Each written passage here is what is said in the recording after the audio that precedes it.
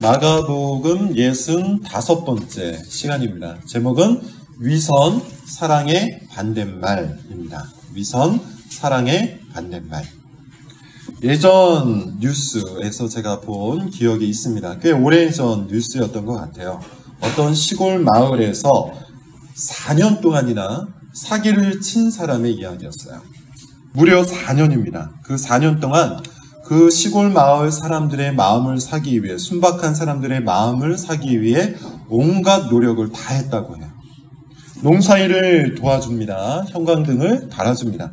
그리고 돈을 빌려주기도 해요. 할머니, 할아버지들에게 온갖 친절, 자신이 할 수 있는 모든 친절을 다 베풀었답니다.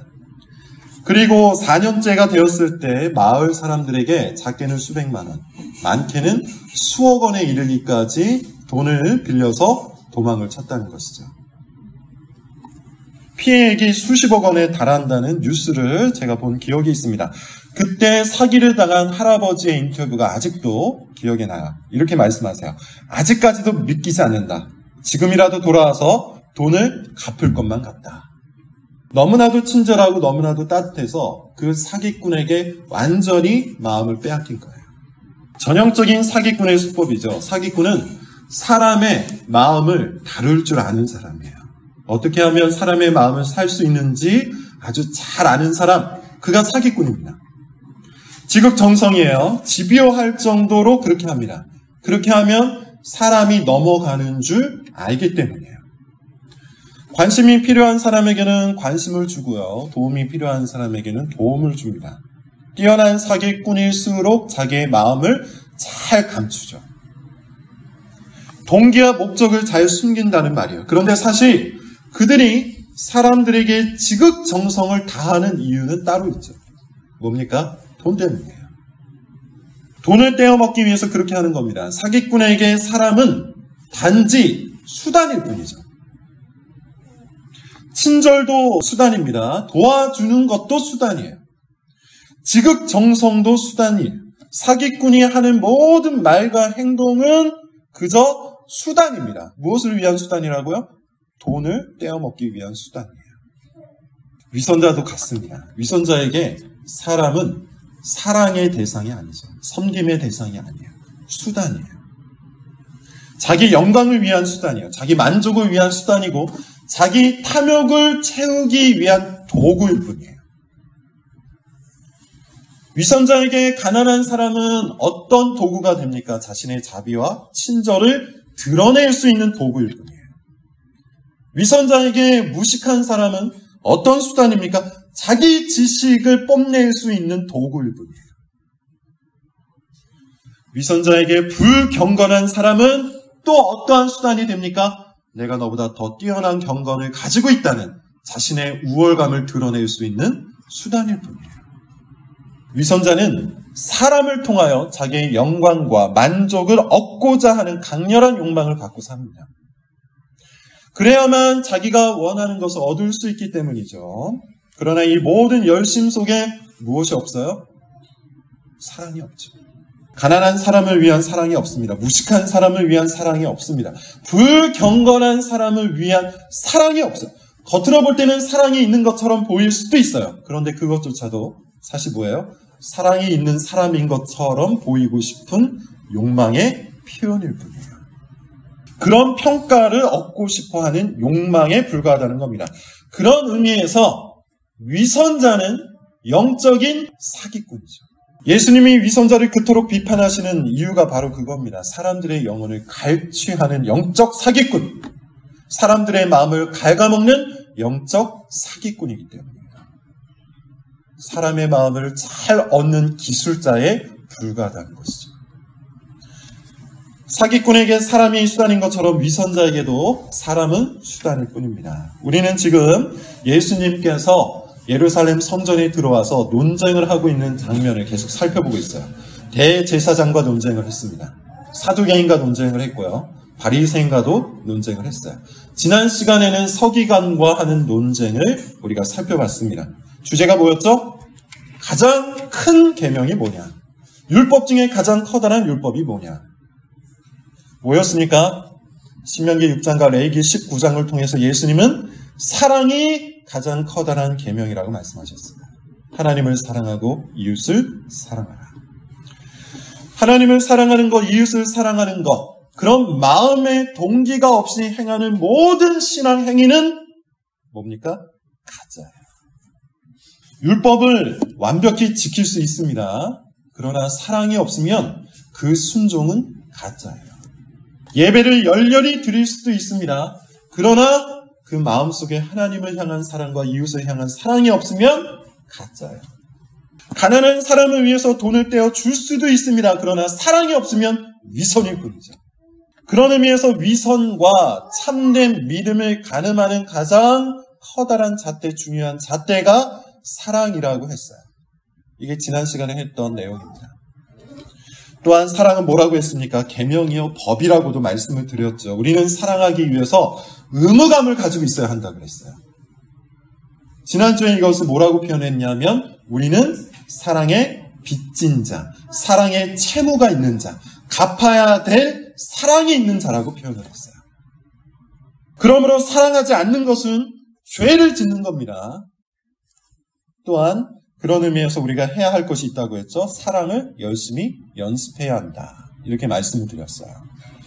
우리는 다른 모든 선행과 마찬가지로 사랑도 사실은 올바르게 행할 줄 모르는 사람이기 때문이에요. 이것을 인정할 때 우리는 진정으로 사랑할 수 있게 됩니다. 여러분, 자기가 사랑을 잘한다고 생각하는 사람이 있다면, 자기 안에 사랑이 충만하다고 생각하고 있는 사람이 있다면, 제가 단언하건대 그 사람은 사랑이 무엇인지 전혀 모르는 사람일 거예요. 본성에서부터 나오는 사랑은 사랑 비슷한 것일 수는 있지만 사랑이 아니에요. 왜곡된 사랑이요, 오염된 사랑에 불과합니다. 전적 타락의 교리가 바로 그것을 가르치고 있죠. 전적 타락이라는 말은 우리의 부패함이 아주 깊다는 의미가 아니라 우리의 부패함이 모든 영역에 걸쳐서 드러난다는 뜻이에요. 그런 의미에서 사랑 역시 다른 모든 선행과 마찬가지로 전적 타락의 영역 속에 있는 겁니다. 자기가 사랑을 잘한다고 생각한다면 그는 이 전적 타락의 교리를 부정하고 있는 거예요. 그러므로 정말 구원받은 사람이라면, 우리가 정말 하나님 앞에서 하나님의 사랑을 받은 사람이라면 그는 사랑을 연습하게 됩니다. 자신에게 사랑 없음과 사랑 부족함을 깨닫고 하나님의 사랑을 본받아 연습을 하게 된다는 거예요. 부부 간의 사랑, 부모 자녀 간의 사랑, 성도 간의 사랑, 이웃 간의 사랑 모두가 마찬가지입니다. 연습을 하게 되는 거예요. 눈에 보이는 이웃을 사랑하는 연습을 통해 우리는 하나님을 더 제대로 사랑할 수 있기 때문이죠. 이것이 우리가 지난주에 했던 설교의 내용이에요. 자, 오늘 본문으로 이제 이어서 가보도록 하죠. 오늘 본문은 두 파트입니다. 먼저 뒷부분부터 한번 보도록 하겠어요. 38절, 39절을 읽고 계속 설교를 하도록 하겠습니다. 38절, 39절입니다. 같이 읽어볼게요. 시작. 예수께서 가르치실 때 이르시되 깃옷을 입고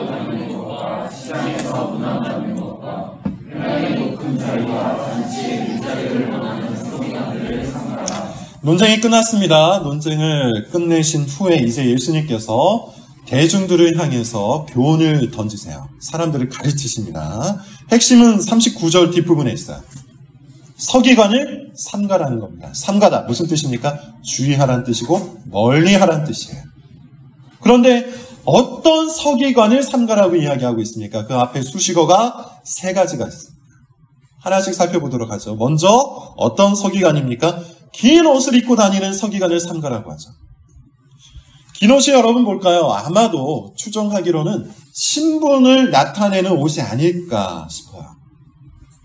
다른 사람과 똑같이 입고 다니면 되는데 굳이 서기관이라는 신분을 드러낼 수 있는 옷을 입고 돌아다닌 겁니다. 이유가 어디에 있을까요? 자기가 서기관이라는 것을 사람들에게 보여주고 싶은 거예요. 이것은 마치 목사가 목사 가운을 입고 길거리를 돌아다니는 것과 다를 바가 없는 거야. 사람들로부터 존경을 얻고 싶은 거죠.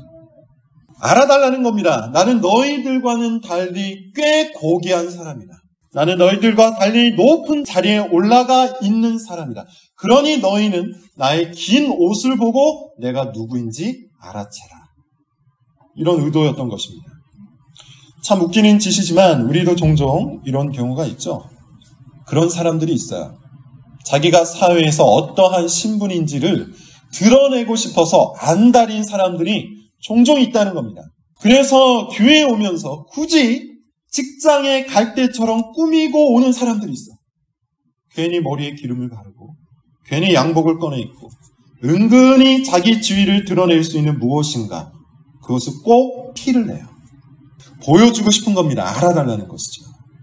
자, 두 번째, 예수님께서 삼가라고 하는 서기관의 모습. 시장에서 문안을 받는 서기관을 삼가라. 무슨 뜻일까요? 당시 유대인 사회에는 몇 가지 관례가 있는데 예루살렘 탈무드라는 것이 있어요. 예루살렘 탈무드를 보면 이런 말이 있습니다. 토라 지식이 적은 사람은 토라 지식이 많은 사람을 만날 때 반드시 인사해야 한다. 랍비 또는 선생이라고 불리는 사람에게는 반드시 인사해야 한다. 이런 율법, 이런 관례가 있었어요. 시장, 여러분 어떤 곳이죠? 사람들이 굉장히 많은 곳이죠. 서기관들은 일부러 신분을 드러낼 수 있는 긴 옷을 입고 사람들이 많은 곳을 찾아간 거예요. 무엇을 위해서 찾아간 겁니까? 인사를 받고 싶어서 찾아간 거예요. 어떤 기분을 느끼고 싶었던 걸까요? 사람들로부터 인사를 받으면서 토라 지식이 적은 그들로부터 인사를 받으며 서기관이 느끼고 싶었던 감정은 뭘까요? 우월감이죠. 우월감을 느끼고 싶었던 거예요. 나는 너보다 더 높은 자리에 있는 사람이다. 셋째, 어떤 서기관을 삼가라고 합니까? 회당의 높은 자리와 잔치 윗자리를 원하는 서기관을 삼가라. 회당의 높은 자리는 보통 선생들이 앉는 자리였어요. 거기서 사람들을 가르쳤습니다. 잔치에서는 특별히 신분에 따라 앉는 자리가 결정되어 있었어요. 그리고 그 자리에 따라 제공되는 음식도 달랐습니다. 높은 사람일수록 잔치의 중앙에 앉아서 가장 좋은 음식을 대접받은 겁니다. 즉 서기관들은 무엇을 원한 겁니까? 대접받기를 원하는 거예요. 이 세 가지 특징은 다 뭘 말하는 걸까요? 서기관들의 위선을 보여주는 겁니다. 그들이 말을 하고 그들이 행동하는 목적과 동기가 어디에 있다는 겁니까? 사람들에게 보이는 것, 거기에 목적과 동기에 있는 거예요. 철저히 다른 사람들에게 보이려고 이 모든 것을 행하고 있는 겁니다. 인정을 받고 싶어하고 우월감을 느끼고 싶어하고 대접받고 싶어하는 그 욕망이 서기관들의 마음속에 가득 차 있었던 거예요.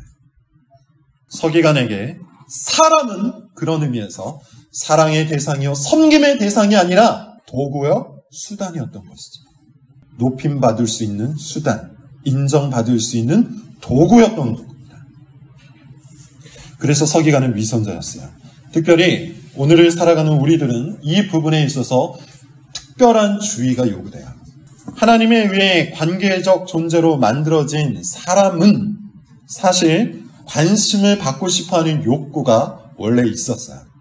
따라서 이 욕구, 관심을 받고 싶어하는 욕구 그 자체는 죄라고 말할 수 없습니다.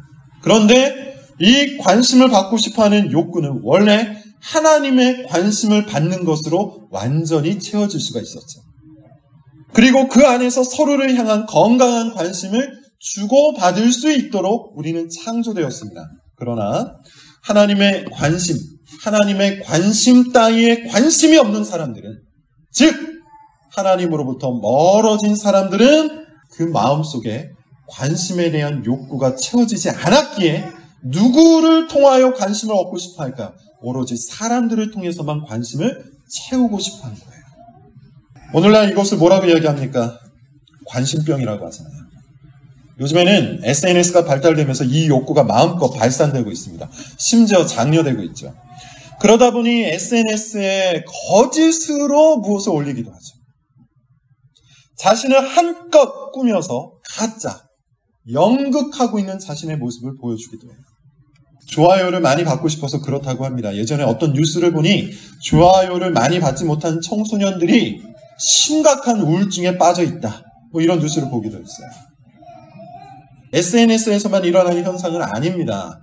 관심을 받고 싶어서 우리를 꾸미는 일, 자기 자신을 가리는 일은 현실에서도 굉장히 많이 일어나죠. 가면을 쓰고 연극을 한단 말이에요. 지난주에도 잠깐 말씀을 드렸는데 쇼윈도 부부 같은 것이죠. 보여주기용 부부 사랑 이런 겁니다. 좋은 남편 코스프레를 하는 거예요. 좋은 아내 코스프레를 하는 겁니다. 마음속으로는 전혀 다른 생각을 하면서 실제로는 사이가 굉장히 안 좋으면서 마음 한켠에는 다른 사람을 품고 있으면서 사람들 앞에서는 굉장히 사랑하는 것처럼 구는 것이죠. SNS 같은 곳에도 일부러 그런 사진만 골라오고요. 행복한 부부, 행복한 가정인 것처럼 보이고 싶은 겁니다. 그러나 사랑이 없다면 사실 이 모든 건 가짜죠. 위선이에요. 자, 이제 서기관들의 실상을 우리가 한번 볼까요? 40절을 같이 한번 읽어볼게요. 40절입니다. 시작. 그들은 과부의 가산을 삼키며 외식으로 길게 기도하는 자니 그 받는 판결이 더욱 중하리라 하십니다. 좋은 선생인 것처럼 굴었지만 이 서기관들의 실상은 어떻습니까? 과부의 가산을 삼킨다고요. 무슨 말입니까? 당시 사회에는 과부가 혼자서 살아가기가 참 어려운 그런 시스템을 갖고 있었던 사회였죠. 재산 관리도 함부로 할 수가 없었습니다. 그래서 보통은 서기관과 같이 법에 대해서 잘 알고 있는 사람에게 재산을 맡겼어요. 관리를 부탁한 겁니다. 그런데 이 서기관들이 법을 이용해서 과부의 재산을 야금야금 훔쳐간 거예요. 얼마나 위선적입니까? 훌륭한 선생인 척하면서 법을 이용하여 가난한 과부, 연약한 과부의 재산을 훔친 겁니다. 서기관에게 과부는 사랑의 대상, 섬김의 대상이 아니라 돈벌이, 도구요, 수단에 불과했던 거예요. 오늘의 교훈은 여러분 어떻습니까? 굉장히 간단해요. 오늘의 교훈은 이겁니다. 위선자는 그 무엇을 하든지 간에 다 가짜라는 거예요. 사람에게 보이려는 동기를 갖고, 사람에게 인정을 받고, 사람에게 높임을 받고, 사람에게 대접을 받고 싶어하는 욕구, 그런 마음을 갖고 하는 행동은 사실 위선에 불과하다는 거예요. 실제로는 그 사람을 대상으로 하고 있는 것이 아니기 때문에 그 사람을 대상으로 하고 있지만 실제 원하는 바는 그 사람을 통해서 내가 대접받고 높임을 받기 원하기 때문이죠. 친절을 베풀 수도 있어요. 사실 위선자는 이런 부분에 있어서 더욱더 열심히 해요. 원하는 바가 아주 명확하기 때문이에요. 마치 사기꾼과 같이 원하는 바가 선명하고 단 한 가지의 목적이 있기 때문에 이런 부분에 있어서 더욱더 열정적이에요. 친절을 잘 베풉니다. 따뜻한 말도 굉장히 잘합니다. 허리도 굉장히 잘 굽힙니다. 지극정성도 잘해요. 부모에게도 그렇게 하고 자녀에게도 그렇게 할 수 있고 배우자에게도 그렇게 할 수 있어요. 성도들의 마음을 사려고, 이웃들의 마음을 사려고, 직장 동료들의 마음을 사려고 그렇게 아주 잘합니다. 목적이 명확하기 때문이에요. 집요할 정도로 그렇게 잘해요. 그러나 그것을 통해서 그가 진정으로 원하는 건 뭡니까? 그 사람을 섬기고 그 사람을 사랑하는 것이 아니죠. 그걸 통해서 얻는 명성이에요. 그걸 통해서 자기가 원하는 욕망이 분명히 있는 거예요.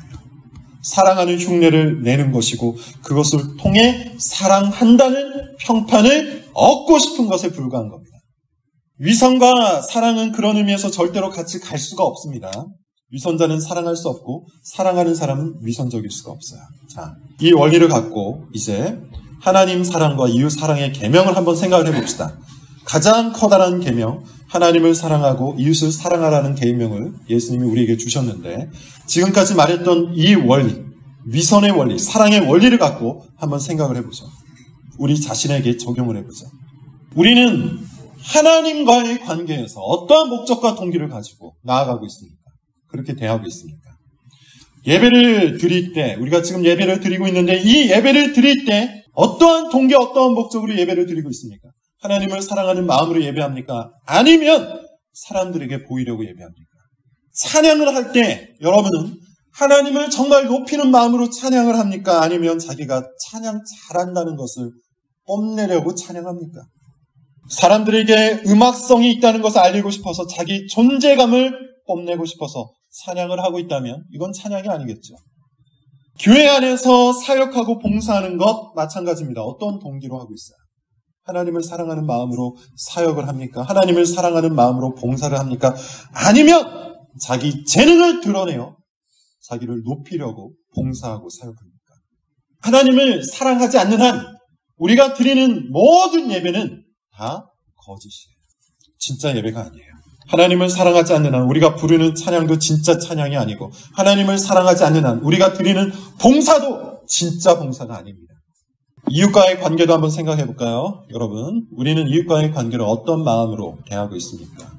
어떤 동기로 관계를 맺고 있습니까? 그들을 정말 사랑하는 마음으로 말을 걸고 있고 관심을 드러내고 있고 연락을 합니까? 아니면 나와 친밀한 관계로 기어코 만들고 말겠다는 자기 중심적인 욕구를 위해서 합니까? 그저 편한 사이가 되기 위해, 그저 어색하지 않은 관계로 만들기 위해 관계를 맺고 있습니까?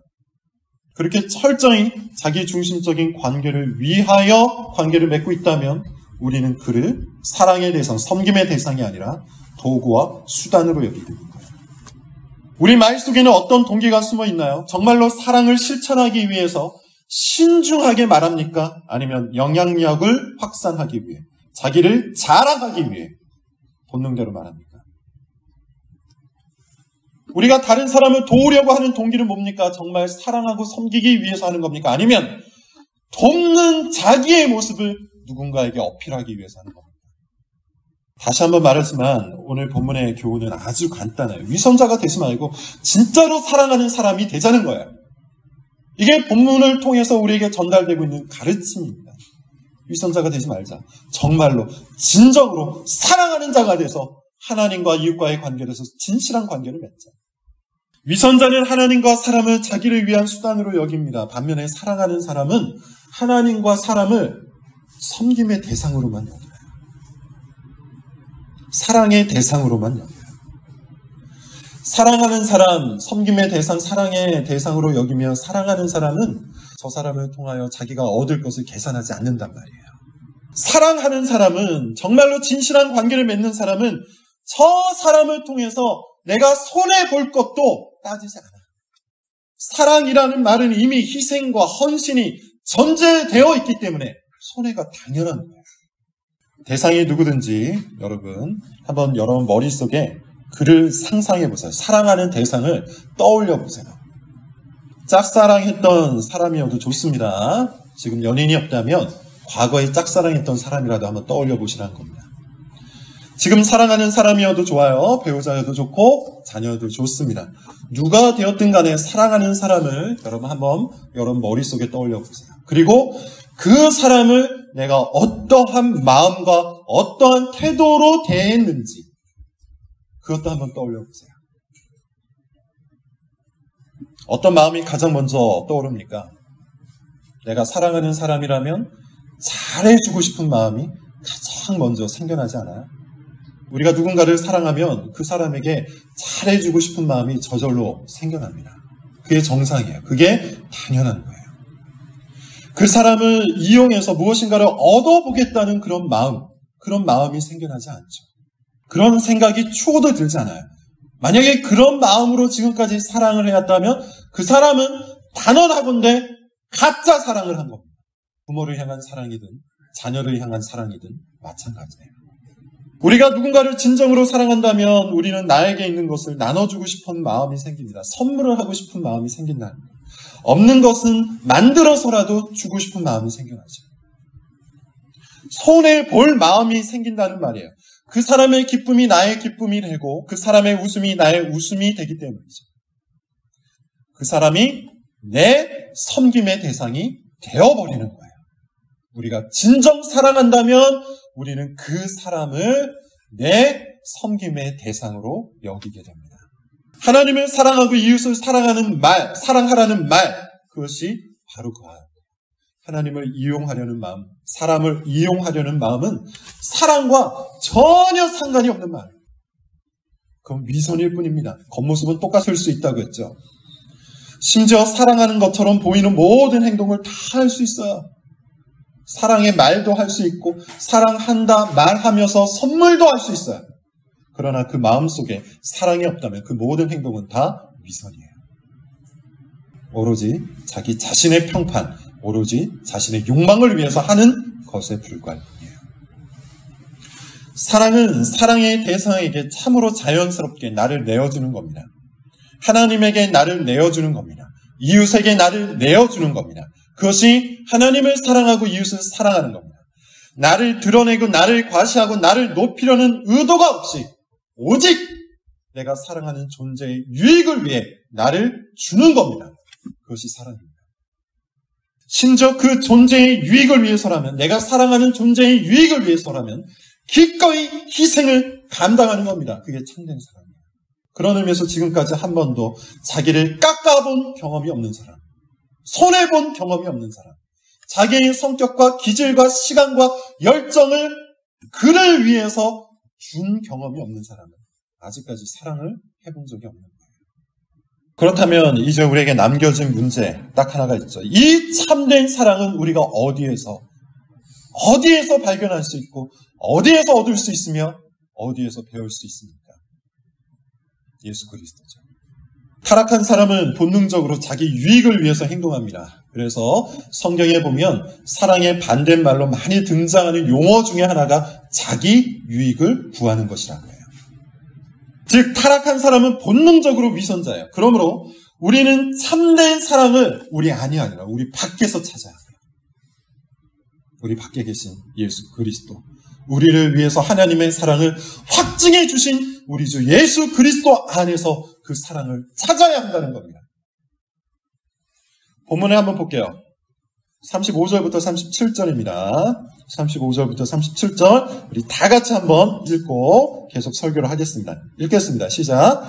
예수께서 성전에서 가르치실세 대답하여 이르시되 어찌하여 서기관들이 그리스도를 다윗의 자손이라 하느냐. 다윗이 성전에 감동되어 친히 말하되 주께서 내 주께 이르시되 내가 내 원수를 내 발 아래에 둘 때까지 내 우편에 앉았으라 하셨도다 하였느니라. 다윗이 그리스도를 주라 하였은즉 많은 사람들이 즐겁게 들더라. 예수님께서 구약을 갖고 지금 뭘 하고 계신 거죠? 자기 자신이 그리스도라는 걸 가르치고 계신 거예요. 당시 유대인들은 그리스도를 다윗의 자손이라고 믿고 있었습니다. 사실 혈통적으로는 맞는 말이죠. 그런데 예수님은 시편 110편을 인용하여서 이런 해석의 이의를 제기하고 계세요.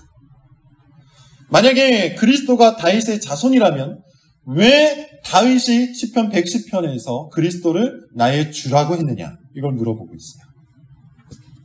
예수님께서 이 질문을 던지신 의도가 뭘까요? 그리스도는 혈통으로는 다윗의 후손이지만 사실은 하나님의 후손, 하나님의 아들이 된다는 것을 가르치고 계신 겁니다. 그리고 궁극적인 의도는 뭐죠? 자기 자신이 하나님의 아들이 되신다는 거예요. 자, 여러분 결론을 맺겠습니다. 마가복음의 첫 문장 기억하십니까? 하나님의 아들 예수 그리스도의 복음의 시작. 이것이 마가복음의 시작이었어요. 하나님의 아들 예수 그리스도의 복음의 시작. 마가복음은 처음부터 끝까지 하나님의 아들 예수 그리스도의 복음에 관한 이야기예요. 이 예수 그리스도는 누굽니까? 하나님의 아들입니다. 이 땅에 왜 오셨습니까?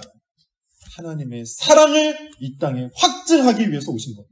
하나님께서 우리를 얼마나 사랑하시는지를 보여주기 위해서 왔다는 말이에요. 하나님은 죄로 인해 영원히 사람들이 멸망당하지 않기를 원하세요. 그런데 우리는 죄를 극복할 능력이 없죠. 그래서 누가 필요한 겁니까? 우리의 죄를 극복할 그 누군가가 필요한 것이죠. 그가 예수 그리스도예요.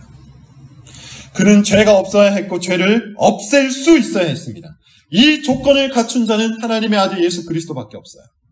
그래서 그리스도께서 이 땅에 오셨고 자기가 십자가에서 죽으심으로 이 땅의 죄와 심판을 가져가 버리신 겁니다.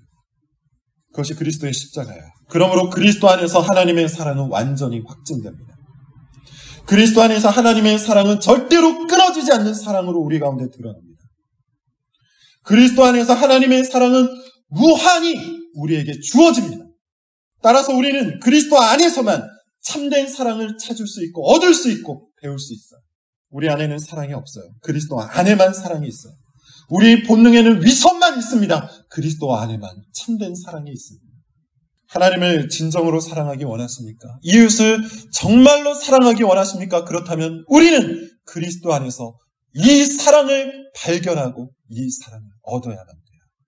그리스도 안에서 사랑을 힘있고 그리스도의 사랑을 본받아야 한다는 겁니다. 그리스도를 모르는 자는 참된 사랑도 모르는 자예요.